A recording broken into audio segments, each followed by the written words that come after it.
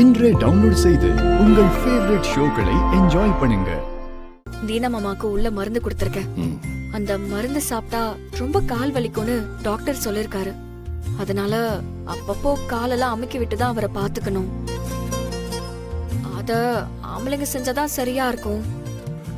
முடிஞ்சா இன்னைக்கு நைட்டு ஒரு நாள் உன்னால அவர் கூட இருக்க முடியுமா?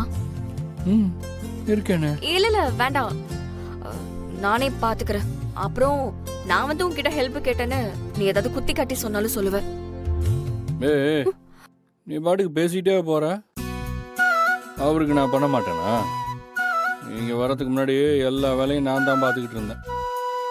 தெரியுமா உனக்கு? சீனை போடுற அல்ல. வா.